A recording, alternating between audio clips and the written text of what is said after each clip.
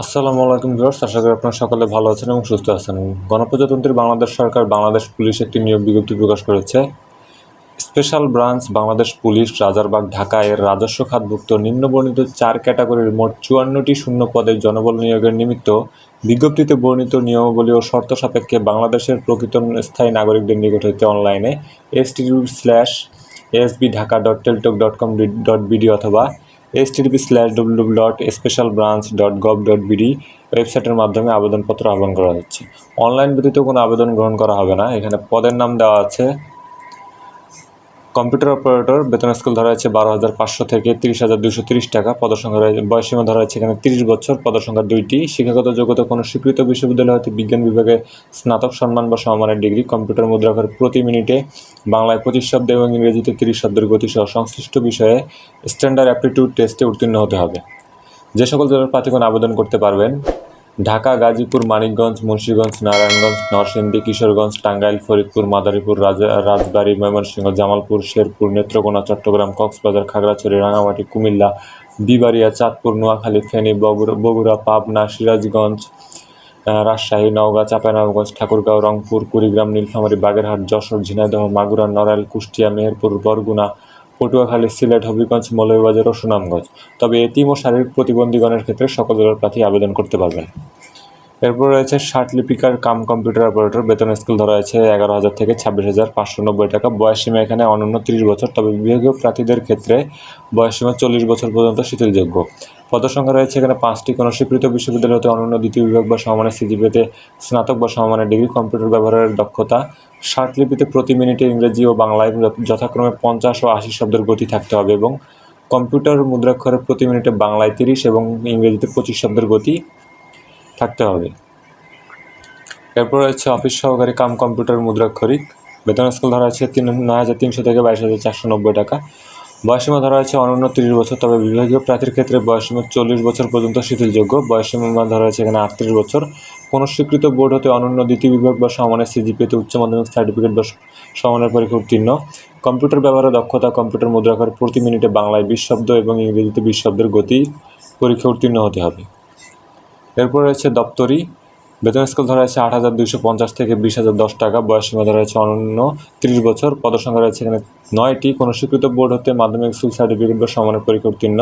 এখানে যে সকল জেলার প্রার্থীগণ আবেদন করতে পারবেন: ঢাকা, গাজীপুর, মানিকগঞ্জ, মুন্সিগঞ্জ, নারায়ণগঞ্জ, নরসিংদী, কিশোরগঞ্জ, টাঙ্গাইল, গোপালগঞ্জ, মাদারীপুর, রাজবাড়ী, শরীয়তপুর, ময়মনসিংহ, নেত্রকোনা, চট্টগ্রাম, কক্সবাজার, খাগড়াছড়ি, বান্দরবান, রাঙামাটি, বিবাড়িয়া, চাঁদপুর, নোয়াখালী, বগুড়া, জয়পুরহাট, সিরাজগঞ্জ, নওগাঁ, নাটোর, চাঁপাইনবাবগঞ্জ, দিনাজপুর, পঞ্চগড়, ঠাকুরগাঁও, রংপুর, লালমনিরহাট, কুড়িগ্রাম, খুলনা, সাতক্ষীরা, যশোর, নড়াইল, কুষ্টিয়া, চুয়াডাঙ্গা, মেহেরপুর, ভোলা, বরগুনা, সিলেট, হবিগঞ্জ, মৌলভীবাজার ও সুনামগঞ্জ। তবে এতিম ও শারীরিক প্রতিবন্ধকগণের ক্ষেত্রে সকল জেলার প্রার্থী আবেদন করতে পারবেন। এখানে শর্তাবলী দেওয়া আছে। আবেদন ফর্ম পূরণ এবং পরীক্ষায় অংশগ্রহণের ক্ষেত্রে নিম্নবর্ণিত শর্তাবলী অবশ্যই অনুসরণ করতে হবে। 1/4/2024 তারিখে আবেদনকারীর ন্যূনতম ও সর্বোচ্চ বয়স 18 থেকে 30 বছর। মুক্তিযোদ্ধা, শহীদ মুক্তিযোদ্ধার সন্তান, পুত্রকন্যা এবং শারীরিক প্রতিবন্ধী কোটায় আবেদনকারী প্রার্থীদের বয়স 18 থেকে 32 বছর এবং মুক্তিযোদ্ধা কোটায় আবেদনকারীর মুক্তিযোদ্ধার, শহীদ মুক্তিযোদ্ধার পুত্রকন্যার বয়স 18 থেকে 30 বছর হতে হবে। বয়স প্রমাণের ক্ষেত্রে এফিডেভিট গ্রহণযোগ্য নয়। সরকারি, আধা সরকারি ও স্বায়ত্তশাসিত প্রতিষ্ঠানে চাকরিরত প্রার্থীদের অবশ্যই যথাযথ কর্তৃপক্ষের অনুমতিক্রমে আবেদন করতে হবে। চাকরিরত প্রার্থীদের সকল শর্ত পূরণ সাপেক্ষে আবেদনপত্র পূরণের সময় খালি ঘরে টিক চিহ্ন দিতে হবে। নিয়োগের ক্ষেত্রে সরকারের বিদ্যমান বিধিবিধান এবং পরবর্তীতে এ সংক্রান্ত বিধিবিধানে কোনো সংশোধন হলে তা অনুসরণ করা হবে। লিখিত ও মৌখিক পরীক্ষায় অংশগ্রহণের জন্য কোনো প্রকার টিএডিএ প্রদান করা হবে না। কম্পিউটার অপারেটর, লিপিকার কাম কম্পিউটার অপারেটর, অফিস সহকারী কাম কম্পিউটার মুদ্রাক্ষরিক পদের ক্ষেত্রে লিখিত পরীক্ষা উত্তীর্ণ প্রার্থীরা ব্যবহারিক পরীক্ষায় এবং ব্যবহারিক পরীক্ষা উত্তীর্ণ প্রার্থীরা মৌখিক পরীক্ষায় অংশগ্রহণ করতে পারবে। এরপর রয়েছে একজন প্রার্থী কেবল একটি পদের জন্য আবেদন করতে পারবেন। নিয়োগ সংক্রান্ত যে কোনো বিষয়ে নিয়োগকারী কর্তৃপক্ষ সিদ্ধান্ত চূড়ান্ত বলে গণ্য হবে। প্রার্থীর যোগ্যতা যাচাই: মৌখিক পরীক্ষার সময় নিম্নবর্ণিত ক্রমিক নং ক হতে ঞ পর্যন্ত কাগজপত্রের মূল কপি প্রদর্শনপূর্বক প্রতিটির একটি করে সত্যায়িত ফটোকপি দাখিল করতে হবে। প্রার্থীর সকল শিক্ষাগত যোগ্যতা সনদ, প্রযোজ্য ক্ষেত্রে অভিজ্ঞতা সনদ সহ। প্রার্থী যে সিটি কর্পোরেশন, ইউনিয়ন, পৌরসভা, ওয়ার্ডের স্থায়ী বাসিন্দা, সেই ইউনিয়ন পরিষদের চেয়ারম্যান, পৌর মেয়র, কাউন্সিলর কর্তৃক নাগরিকত্বের সনদ মহিলা কোটা ব্যতীত অন্যান্য কোটা দাবির সমর্থনে যথাযথ কর্তৃপক্ষ কর্তৃক প্রদত্ত সনদ। প্রথম শ্রেণীর গ্যাজেটেড কর্মকর্তা প্রদত্ত চারিত্রিক সনদ, জাতীয় পরিচয়পত্র, অনলাইনে পূরণকৃত আবেদনপত্রের copy, applicant copy, admit card, আবেদনকারী মুক্তিযোদ্ধা, শহীদ মুক্তিযোদ্ধার পুত্রকন্যা কিংবা মুক্তিযোদ্ধা, শহীদ মুক্তিযোদ্ধার পুত্রকন্যা হলে মুক্তিযোদ্ধার সনদ এবং আবেদনকারীর সাথে সম্পর্ক উল্লেখপূর্বক সংশ্লিষ্ট ইউনিয়ন পরিষদের চেয়ারম্যান, পৌরসভার মেয়র, সিটি কর্পোরেশনের ওয়ার্ড কাউন্সিলর কর্তৃক প্রত্যয়নপত্র। শারীরিক প্রতিবন্ধী, এতিম, ক্ষুদ্র নৃগোষ্ঠী এবং আনসার ও গ্রাম প্রতিরক্ষা সদস্য প্রার্থীদের ক্ষেত্রে সরকারের সর্বশেষ নীতিমালা অনুযায়ী যথাযথ কর্তৃপক্ষের কর্তৃক প্রদত্ত সনদ। সরকারি, আধা সরকারি, স্বায়ত্তশাসিত সংস্থায় চাকরিরত প্রার্থীদেরকে অবশ্যই যথাযথ কর্তৃপক্ষের নিকট হতে অনাপত্তিপত্র দাখিল করতে হবে।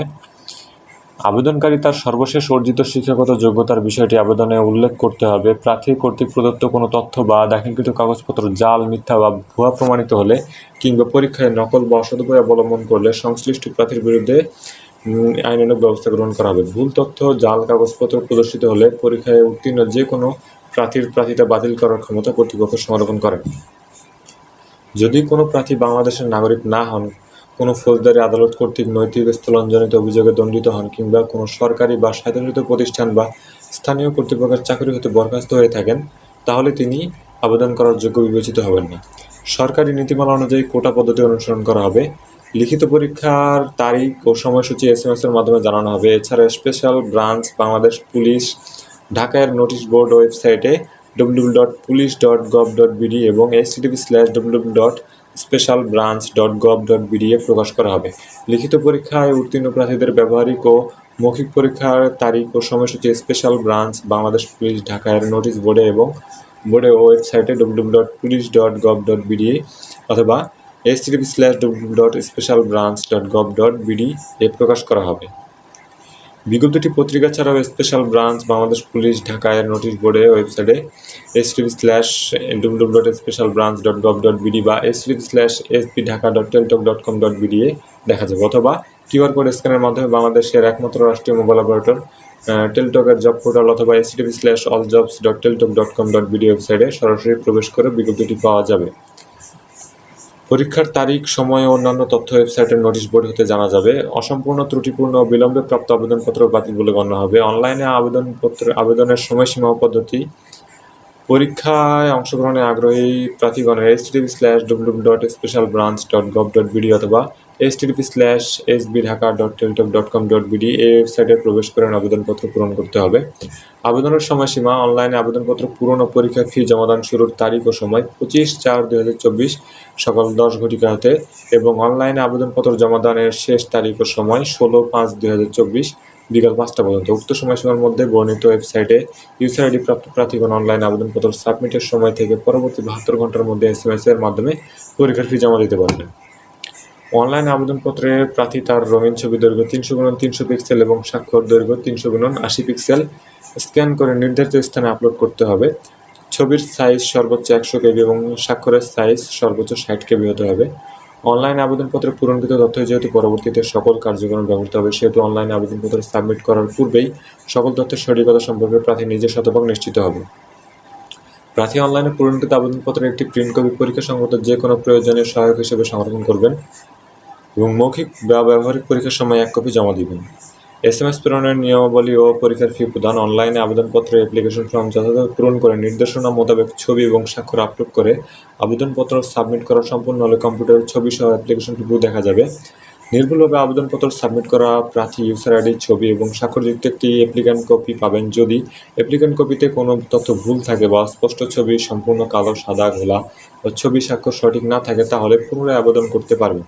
তবে আবেদন ফি জমাদানের পরে আর কোনো পরিবর্তন গ্রহণযোগ্য নয়। বিধায় আবেদন ফি জমাদানের পূর্বে প্রার্থী অবশ্যই উক্ত অ্যাপ্লিক্যান্ট কপিতে তার সম্প্রতি তোলা রঙিন ছবি, নির্ভুল তথ্য ও স্বাক্ষর যুক্ত থাকা ও এর সঠিকতার বিষয়টি PDF কপি ডাউনলোডপূর্বক নিশ্চিত করে রঙিন প্রিন্ট করে সংরক্ষণ করবেন।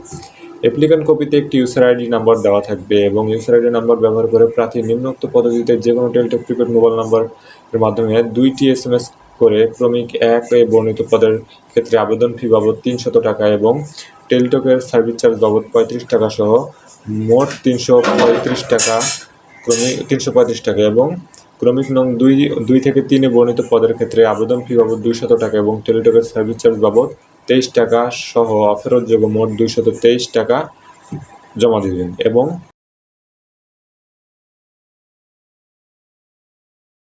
223 টাকা জমা দিবেন এবং ক্রমিক 4 নং এ বর্ণিত পদের ক্ষেত্রে আবেদন ফি বাবদ 100 টাকা এবং টেলিটকের সার্ভিস চার্জ বাবদ 12 টাকা সহ মোট অফেরতযোগ্য 112 টাকা অনধিক 72 ঘন্টার মধ্যে জমা দিবেন। অনলাইনে আবেদনপত্র এবং টাকা জমার কাজটি প্রার্থী নিজে করবেন। এক্ষেত্রে অন্য কোনো মাধ্যম থেকে উক্ত কাজটি সম্পন্ন করে প্রার্থী প্রতারিত হলে কর্তৃপক্ষ দায়ী থাকবে না। বিশেষভাবে উল্লেখ্য, অনলাইনে আবেদনপত্রের সকল অংশ পূরণ করে সাবমিট করা হলেও পরীক্ষার ফি জমা না দেওয়া পর্যন্ত অনলাইনে আবেদনপত্র কোনো অবস্থাতে গৃহীত হবে না। এখানে SMS দেওয়ার নিয়মাবলী দেওয়া আছে। প্রথম SMS ক্যাপিটাল লেটারে SB Dhaka space user ID লিখে সেন্ড করতে 162 নম্বরে এবং দ্বিতীয় SMS অনুরূপভাবে SB Dhaka space ES space PIN number লিখে সেন্ড করতে 162 নম্বরে। দ্বিতীয় SMSটি পাঠানোর পর ফিরতি SMS-এ পাসওয়ার্ড পাবেন। SMS-এর মাধ্যমে প্রাপ্ত ইউজার আইডি এবং পাসওয়ার্ডটি ভবিষ্যৎ প্রয়োজনের নিমিত্ত সংরক্ষণ করতে হবে। SMS-এ প্রাপ্ত ইউজার আইডি এবং পাসওয়ার্ড ব্যবহার করে পরবর্তীতে রোল নম্বর, পদের নাম, ছবি, পরীক্ষার তারিখ, সময়, কেন্দ্রের নাম ইত্যাদি তথ্য সম্বলিত প্রবেশপত্র প্রার্থী ডাউনলোড পূর্বক রঙিন প্রিন্ট করে নেবেন। প্রার্থী প্রবেশপত্রটি ব্যবহারিক পরীক্ষার প্রযোজ্য ক্ষেত্রে সময় ও লিখিত পরীক্ষায় অংশগ্রহণের সময়ে সহ উত্তীর্ণ হলে মৌখিক পরীক্ষায় অংশগ্রহণের অবশ্যই প্রদর্শন করবেন।